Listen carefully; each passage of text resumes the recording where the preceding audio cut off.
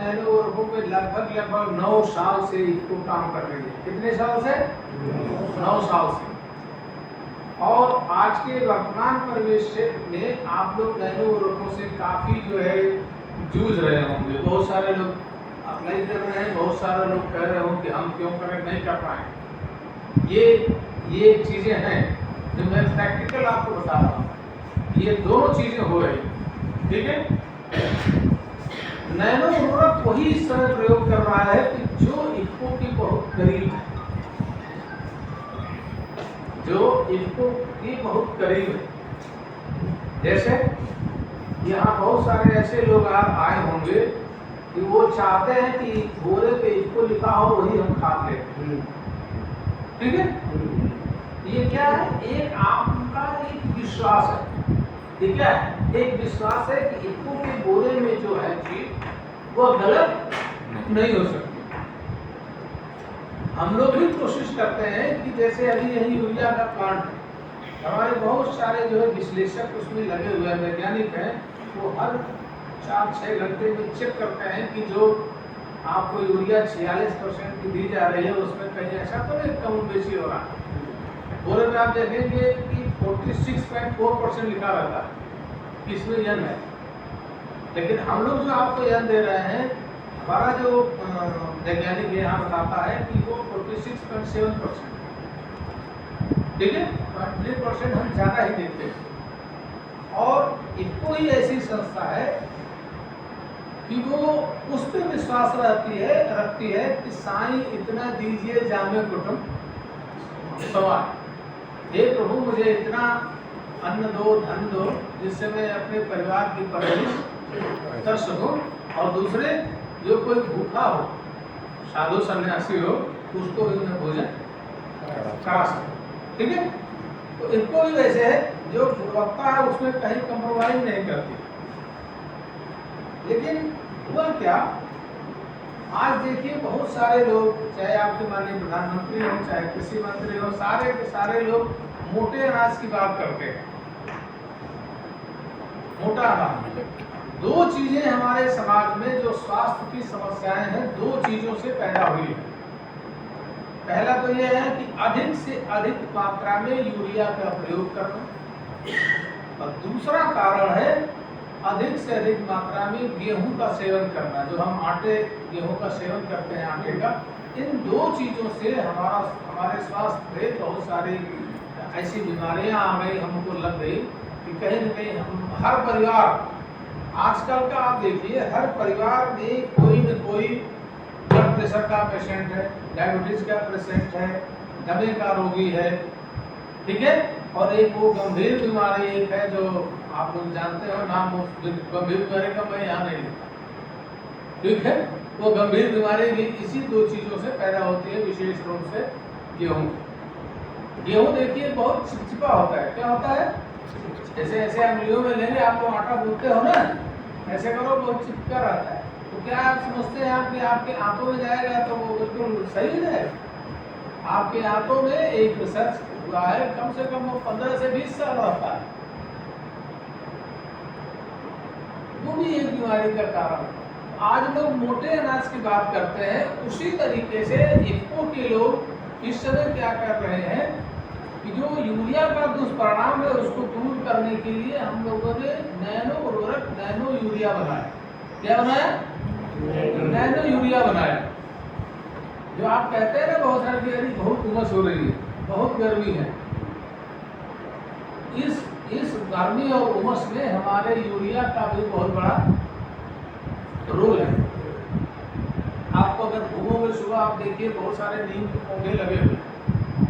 आपको यहाँ कैसा लग रहा है? सुबह से आए, अच्छा लग रहा है। अच्छा लग रहा है ना, सुकून है ना। तो कारण ये भी पेड़ पौधे लगे हुए, और यहाँ जितनी भी खेती होती है उसमें आधा जो है नैनो यूरिया पड़ता है और आधा और दानेदार यूरिया पड़ता है। और जितने भी आप पेड़ पौधे देख रहे हो उसमें कोई केमिकल फर्टिलाइजर नहीं, ये अपने से नेचुरल तरीके से ग्रो कर रहे हैं, ठीक है। तो हम लोगों ने नैनो यूरोरक का प्रयोग किया, जिसमें विशेष रूप से पहला जो उत्पाद हम लोग 2019-2021 में लाए थे, नैनो यूरिया लाए थे। तो नैनो यूरिया का प्रयोग कैसे करते हैं बेसिक रूप से आप समझ लीजिए। आप कैसे आपने कभी किया चौधरी साहब बताइए। कैसे करवाया था? ड्रोन से। आपको ये मालूम नहीं हुआ कितना डाला, क्या डाला? 200 में आधे लीटर किया।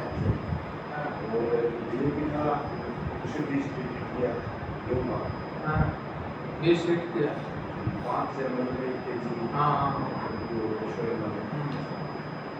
लगा रहे हैं वो उसमें पानी में ये वैसे नहीं बढ़ जाए। एक चीज तो आपके पहले बताया, ये देखिए पहले हम बेसिक चीज नाइट्रोजन और फास्फोरस की इसलिए बात करते हैं कि हम कोई ऐसी चीज नहीं खाते जो हमारे पशु या पौधे न बनाते हो। सारे के सारे जो भोजन हमें प्राप्त होते हैं पौधों से प्राप्त होते हैं या तो पशुओं से प्राप्त होते हैं जो दूध देते हैं।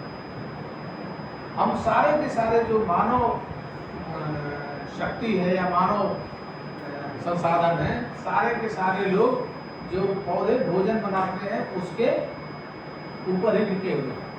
जैसे गेहूँ चावल, वही गेहूँ चावल भूसा खा करके भैंसें दूध देती हैं। ऐसे भी अगर मान लीजिए आप लहसुन खिला दो भैंस को या गाय को तो लहसुन की गंध आने लगेगी, नहीं आएगी? तो जैसा आप उसको अनाज खिलाएंगे वैसा ही आपका दूध होगा। उसी तरीके से जैसा आप अपने खेत में बोएंगे उसी तरीके से आप उसका काटेंगे भी, जब वो खाएंगे तो वैसे ही आपका स्वास्थ्य भी होगा। ठीक है। ये नाइट्रोजन फास्फोरस इसलिए चर्चा होती है कि यह जमीन से ज्यादा मात्रा में पौधे ग्रहण करते हैं। ठीक है। अब इसके डालने का तरीका बहुत सा, इसमें देखिए ये 500 ml की बोतल है। कितने की बोतल है? 500 ml की बोतल है और 1 एकड़ के लिए ये पर्याप्त है। और इसकी शक्ति जो है 45 किलो जो यूरिया है, दानेदार यूरिया, उसके बराबर है। लेकिन कब बराबर है? जब इसको पौधे पे छिड़केंगे तब। अगर जमीन पे आप इसको छिड़कते हैं तो इसकी शक्ति वो नहीं मिलेगी। जैसे एक उदाहरण आप समझिए, बहुत सारे लोग टीवी में देखते होंगे और हमारे ये जो तालाब और नदी के किनारे लोग रहते हैं तो मगरमच्छ के बारे में सुने होंगे। मगरमच्छ, घड़ियाल जिसको बोलते हैं, वो पानी में तो शिकार हाथी का कर लेगा लेकिन जमीन पे नहीं कर पाता। उसी तरीके से इसको जो है पौधे पे आप छिड़केंगे तभी आपका काम करेगा। ठीक है। इसको पौधे पे छिड़कने का सही समय है रोपाई या बुआई के 30 से 35 दिन बाद। बुआई का मतलब ये होता है कि जब अंकुरण हो जाता, बुआई का मतलब ये होता है अंकुरण हो जाता। सारी की सारी फसलें आपकी 5 से 7 दिन 8 दिन के अंदर जो उग जाते हैं, है ना। आप जो रोपाई करते हैं, जैसे धान की रोपाई करते हैं, उसमें आप 35 से 40 दिन बाद आप या 30 से 35 दिन बाद इसका छिड़काव कर सकते हैं। छिड़काव की मात्रा होती है 4 ml प्रति लीटर। और या जो आपकी टंकी है 16 लीटर की, उसमें 2.5 ढक्कन। 2.5 ढक्कन का मतलब ये ढक्कन जो है 25 ml का है। ठीक है। इससे 2.5 ढक्कन। तो पहला छिड़काव आप इसका करेंगे 35 से 40 दिन बाद। दूसरा छिड़काव पहले छिड़काव के 20 दिन बाद। ठीक है। अगर मान लीजिए आप दूसरा छिड़काव नहीं कर पाते हैं, लगातार बरसात हो रही है, तो उस दशा में फूल आने के 1 सप्ताह पहले आप जो है इसका आप छिड़काव कर सकते हैं, या फूल आने के 1 सप्ताह बाद। ठीक है। फूल आने पे कोई भी छिड़काव आपको नहीं करना चाहिए। एक सावधानी इसमें और है कि जब आप छिड़काव करें तो बरसात 8 से 10 घंटा न हो। अगर बरसात 8 से 10 घंटा के पहले हो जाते हैं आपको दोबारा छिड़काव करना पड़ेगा। तो ये सब कुछ जो हमने बताया नैनो यूरिया के बारे में बताया।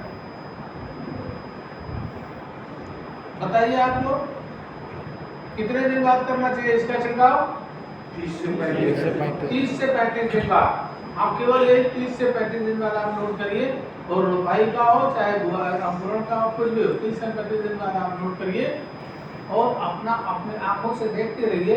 लगभग 75% खेत इस स्थिति में भर जाता है। मेन उद्देश्य है कि सारा का सारा जो आप घोल बना रहे हैं, छिड़काव कर रहे हैं, वो आपके पत्तियों पे गिरे। ठीक है। इसमें एक चीज और है,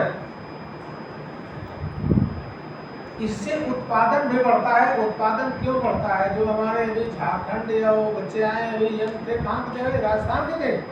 राजस्थान के कोई है इसमें? हाँ। और ये बच्चे कहाँ के थे? जो पीछे एमपी के, एमपी वाले बच्चे। हाँ, क्यों ऐसा होता है बताइए? इसमें हम कह रहे हैं कि नाइट्रोजन डाल रहे हैं और 10 से 11% उत्पादन बढ़ रहा है। अब ये चौधरी साहब हैं, आपका जो आपने जिस विधि से डाला, जैसे आपका उत्पादन बढ़ा कि नहीं बढ़ा? बढ़ा। मैं कह रहा हूँ 10 से 11% बढ़ा। ये तो धान और गेहूं की फसलें में है, जिनकी फसलें खड़ी होती हैं, लेकिन जो आपका दलहनी फसलें हैं, तिलहनी फसलें हैं, कभी कभी इनके जो है 15 से 20% आपको उत्पादन अधिक मिलता है। क्यों मिलता है जानते हैं? जब पौधा स्वयं भोजन बनाता है तो उसमें जो है एनर्जी, ऊर्जा, उसको कम खर्चा करना पड़ता है। और जब आप दानेदार यूरिया डालते हैं खेत में तो उसको जो है ज़्यादा मेहनत करके पानी को उसको खींच के ऊपर ले जाना पड़ता है। फिर जब ऊपर पहुंचा लेता है तो पौधा जो है अपने अपने अलग अलग शाखाओं में डालता है। तो कुएं से पानी खींचना मेहनत है कि टैप खोल के पानी ले लेना? बताइए आप लोग। कुएं से है ना, इसलिए उत्पादन 10 से 11% उत्पादन बढ़ जाता है। इसको पौधे को मेहनत नहीं करनी पड़ती। ठीक है। और कोई नैनो यूरिया से कोई आपके दिमाग में भ्रांति हो? एक भ्रांति है इसमें कि देखिए, जब कभी भी लोग कहते हैं कि कुछ पाने के लिए कुछ खोना पड़ता, जब इस तरीके से एक चीज मैं बताना भूल गया, जब इसको 35 से 40 दिन बाद हम कह रहे हैं, इसका मतलब ये होगा कि 35 से 40 दिन तक जो भी आप खुराक देते रहे पौधे को, वो आप देना ना भूलें, उसको देना। आप बात समझ रहे हैं ना? बुआई के समय जो आप खाद डालते हैं या 30-35 दिन तक का जो आप खाद डालते हैं, यूरिया, डीएपी, जो भी पोटाश, वो सारी चीजें आपको देनी है। लेकिन 35 से 40 दिन बाद जो यूरिया आप 2 बार 3 बार जो भी छिड़कते हैं, उसकी जगह पर दानेदार यूरिया की जगह पे आपको ये छिड़कना। इससे क्या होगा कि जो दानेदार यूरिया है, जो प्रदूषण फैल रहा है इसकी वजह से, वायु प्रदूषण, जल प्रदूषण, जमीन का प्रदूषण, जैसे खरपतवार आपके बहुत बढ़ते हैं, ये सारी चीजें जो है आपके नहीं होंगी। इस यूरिया में एक और भी गुण है कि जब आप इसको पौधे पे छिड़केंगे तो यह बिल्कुल ही नियंत्रित रूप में आपके पौधे को मिलेगा। जब नियंत्रित रूप में मिलेगा तो आपके पौधे को जो है नाइट्रोजन की कमी नहीं होने देगा। इसको आप डाल के देखिएगा। चौधरी साहब ने ये हमारे गवाह हैं, उन्होंने कहा उत्पादन बढ़ा। इसको जब आप डाल के देखेंगे, यूरिया को जब आप डाल के देखिए, यूरिया जो है 15 दिन तक ही काम करता है, ये कम से कम 25 दिन तक काम करता है। और इसमें यह है, उसमें ये ताकत होती है कि ये प्रदूषण नहीं फैलने देगा। 95% आपके पौधे काम आ जाता है, लेकिन दानेदार यूरिया आपके पौधे को मात्र 35 से 40% आता है। बाकी जो है वायु प्रदूषण, जल प्रदूषण में ये विशेष कारक है। आज कहीं की जमीन जहाँ यूरिया ज्यादा प्रयोग हो रहा है, विशेष रूप से आपके महाराष्ट्र, मध्य प्रदेश, यहाँ भी जो भूगर्भ जल में आप लोग पानी पीते हैं, वह पानी जो है स्वादहीन नहीं रह गया, उसमें स्वाद आता है। इसका मतलब कहीं कहीं यूरिया का विकार आपके जल में आ रहा है, फिर उस जल से हमारे अंदर आ रहा है, और हमारे अंदर जब आएगा तो बहुत सारी बीमारियां हमें वो दे के जाएगा। ठीक है। तो इसको आप लोग प्रयोग करें, और अधिक जानकारी के लिए इससे आपको और ये मिले, थोड़े थोड़े एरिया में करके देखिए। ठीक है। जब इसे आप संतुष्ट हो ले तो उसका प्रयोग करें। दूसरी एक चीज है ये नैनो डीएपी। डीएपी का काम क्या होता है पौधे में?